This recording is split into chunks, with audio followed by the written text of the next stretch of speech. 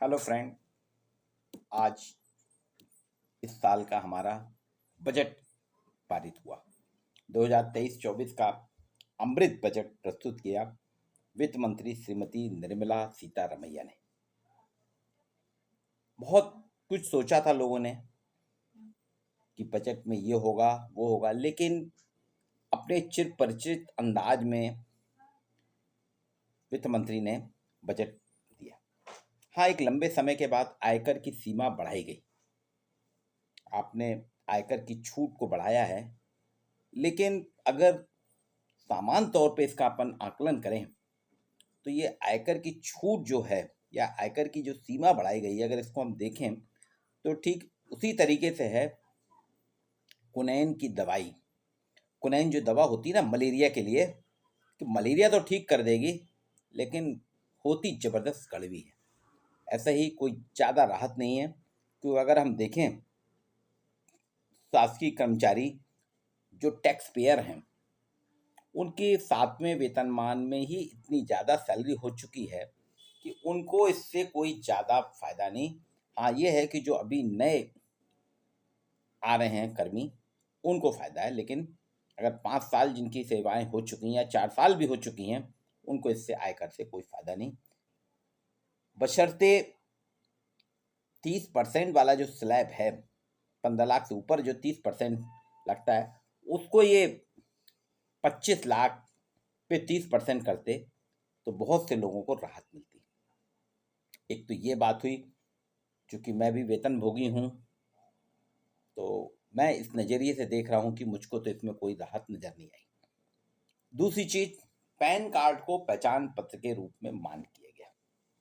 अभी आधार कार्ड था, driving licence था, वोटर आईडी थी, अब पैन कार्ड को भी पहचान पत्र के रूप में मान किया गया है। हाँ, ये कोविड के बाद से स्वास्थ्य सेवाओं पे सरकार का बहुत ज़्यादा फोकस है, और इसीलिए स्वास्थ्य सेवाओं को विस्तारित करते हुए सरकार ने 157 नए मेडिकल कॉलेज खोले गए और उन्हीं में नर्सिंग कॉलेजों को भी प्रस्तावित किया। एक और चीज़, स्वास्थ्य पर ध्यान देते हुए, स्वास्थ्य को बहुत ज़्यादा फोकस है, उस पर ध्यान देते हुए मोटे अनाज को बढ़ावा दिया जा रहा है।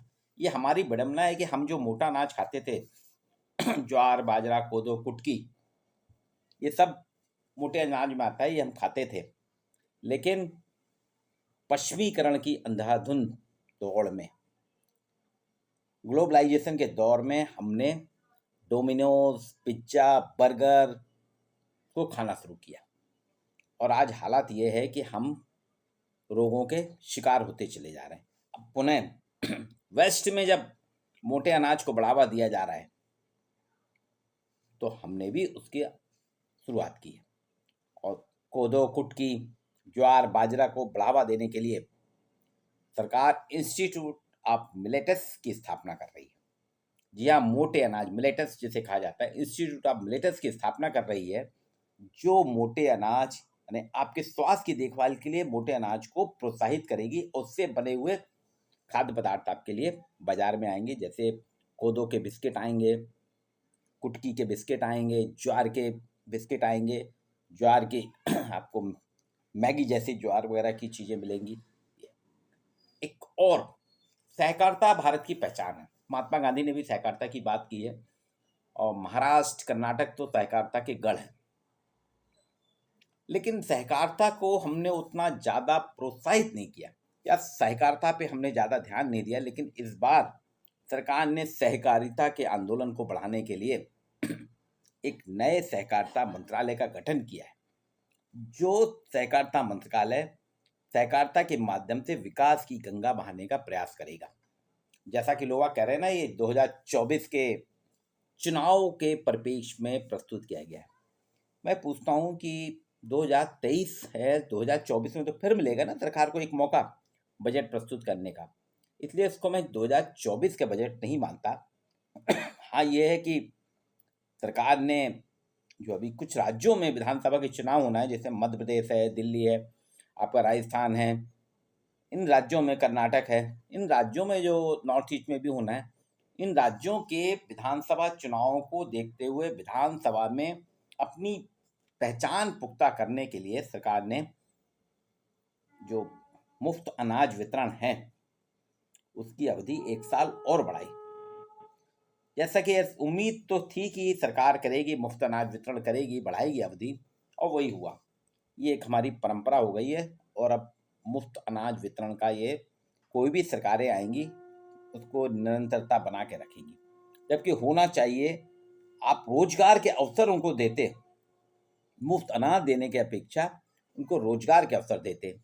जैसा कि आपने सहकारिता के माध्यम से सहकारिता मंत्रालय का गठन किया है, तो उसमें सहकारी भाव जगाते कि आप सहकारी भाव से आगे बढ़ें।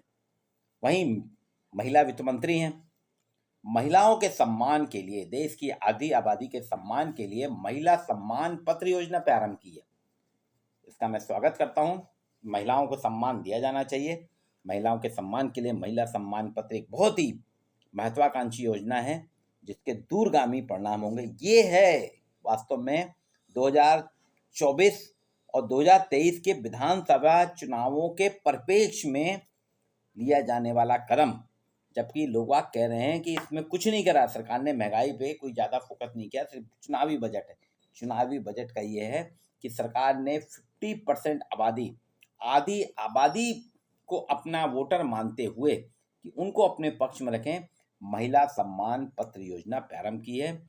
और नवोन्मेषी शिक्षा जो है हमारी राष्ट्रीय शिक्षा नीति NEP 2020 में, उसके तहत अध्यापकों को फिर से प्रशिक्षित किया जाएगा और एक राष्ट्रीय डिजिटल पुस्तकालय की स्थापना वास्तव में एक अमृत कदम है। ये अमृत काल का पहला अमृत बजट इसलिए मैं कह रहा हूँ कि राष्ट्रीय डिजिटल पुस्तकालय की स्थापना एक अमृत कदम है जो आपको घर बैठे डिजिटल लाइब्रेरी का स्वरूप है। डिजिटल लाइब्रेरी से आपको पुस्तकों से जोड़ के रखेगा। एक और चीज करी वित्त मंत्री ने, आर्टिफिशियल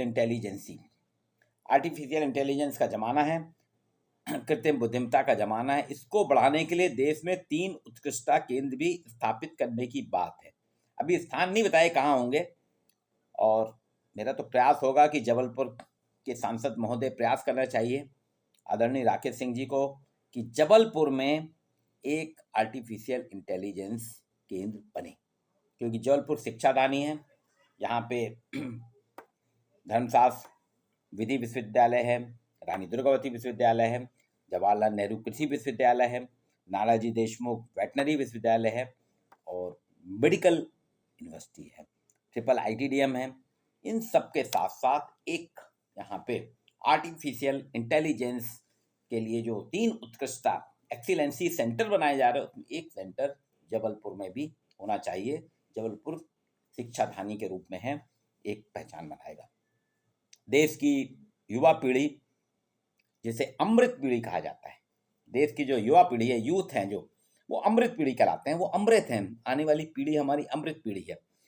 उनके विकास के लिए कौशल वर्धन की बात कर रहे हैं बजट में, और बजट में इसलिए कौशल पाठ्यक्रमों, स्किल सिलेबस पे जोर दिया गया है। एक और चीज, ये बहुत बढ़िया बात की है इस बार के बजट में, देखो अपना देश देखो। जी हाँ, ये थीम है, देखो अपना देश देखो। हमको कहीं बाहर जाने की जरूरत नहीं है। आपको स्विट्जरलैंड नहीं जाना है, आपको मॉरिशस नहीं जाना है, आपको डिज्नीलैंड नहीं जाना है, पेरिस हांगकांग नहीं जाना है। आप देश में ही देखिए, देखो अपना देश देखो। इसलिए पर्यटन को बढ़ावा दिया जा रहा है, पर्यटन के लिए नए नए क्षेत्रों का विस्तार किया जा रहा है। इसीलिए देखिए आप, रेलवे पे सबसे ज्यादा बजट इस बार रखा गया है। इतना बजट का प्रावधान कहीं नहीं था जितना इस बार रेलवे पे रखा गया है। किसानों के लिए श्री अन्न योजना प्रारंभ की है। जी हाँ, श्री अन्न योजना। और वो श्री अन्न योजना जो मैंने कहा ना, मोटे अनाज, बाजरा, ज्वार, कोदो, कुटकी के माध्यम से वित्त मंत्री जी देश में ग्रीन ग्रोथ लाना चाहती हैं, ग्रीन इकोनॉमी लाना चाहती हैं और ग्रीन एनर्जी लाना चाहती हैं। यहाँ उन्हें 3 चीज़ों पे बहुत जो फोकस किया है कि हमारी ग्रोथ कैसी होनी चाहिए, ग्रीन होनी चाहिए, हमारी इकोनॉमी ग्रीन होनी चाहिए और एनर्जी हमारी भी ग्रीन होनी चाहिए। अर्थात किसी प्रकार का पॉल्यूशन ना हो, बिल्कुल फ्लो में चलती रहे इकोनॉमी, और ग्रोथ हमारी ग्रीन हो, जिसमें सतत रूप से आगे बढ़ने की रफ्तार। ग्रीन ग्रोथ, ग्रीन इकोनॉमी और ग्रीन एनर्जी वाला बजट है। शिक्षा के क्षेत्र में अगर हम बात करें सरकार ने एकलव्य मॉडल वाले आवासीय स्कूलों के लिए 5,943 करोड़ रुपए का प्रावधान किया है, जो एक सकारात्मक प्रयास है। वास्तव में ये बजट बताता है, बजट का हम आकलन करें तो स्पष्ट है, अमृत काल का ये अमृत बजट ग्रीन ऊर्जा वाला मध्यम वर्गीय बजट है, मध्यम वर्गीय बजट है। इससे उच्च वर्ग को बहुत ज्यादा फायदा नहीं हुआ है और निम्न वर्ग को बहुत ज्यादा नहीं। मध्यम वर्गीय बजट है जो मध्यम वर्ग और निम्न वर्ग के परिप्रेक्ष्य में उनके आकलन किया जाता है। इसमें आयकर में राहत तो है, मामूली राहत है। सहकारिता की बात की जा रही है, सहकारिता विभाग खोला जाएगा। कृत्रिम बुद्धिमत्ता की बात की गई है, स्वास्थ्य सेवाओं में वृद्धि की गई है।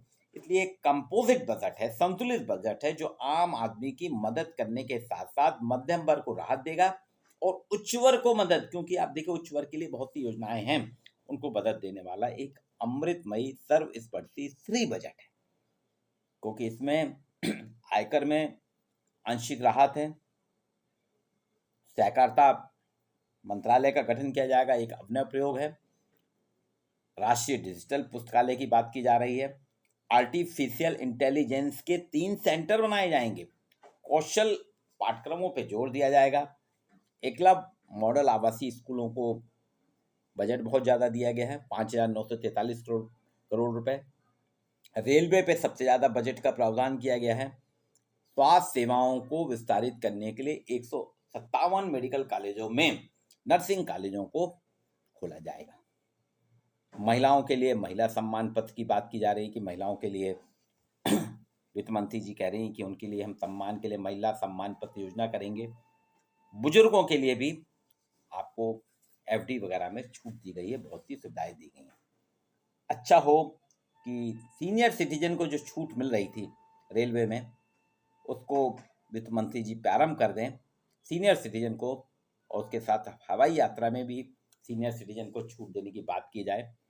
और एक और है, मेरा मानना है कि यूथ के लिए कुछ ना कुछ सरकार को नौकरी से संबंधित, चूंकि आत्मनिर्भर भारत की हम बात कर रहे हैं, तो उनके लिए कुछ ऐसे प्रावधान करना चाहिए कि यूथ जो है अपने इनोवेशन को, एनईपी की जो बात हुई ना, एनईपी में अपने नवोन्मेष करे, इनोवेशन करे, उसके लिए सरकार को कुछ जो फंड है, अभी बहुत उसकी डिटेल आएंगे, बजट रखा गया है, प्रस्तुत किया गया, इस पर चर्चा होगी, फिर इसके बाद पारित होगा, उन सभी की बात करना चाहिए। ओवरऑल अमृत काल का पहला अमृत बजट एक सर्वस्पर्शी श्री बजट है, जो एक संतुलित बजट है, स्वास्थ्य सेवाओं में वृद्धि कर रहा है, आम आदमी की मदद कर रहा है, मध्यम वर्ग को राहत दे रहा है और उच्च वर्ग की मदद करने वाला सर्वस्पर्शी श्री बजट है। इस पे मेरे अपने विचार हैं, आप भी इस पे सोचिए, चिंतन करिए और कमेंट बॉक्स में विचार रखिएगा कि आप क्या अपेक्षा करते थे, आपकी कितनी अपेक्षाएं पूरी हुई हैं, कितनी नहीं। आज के लिए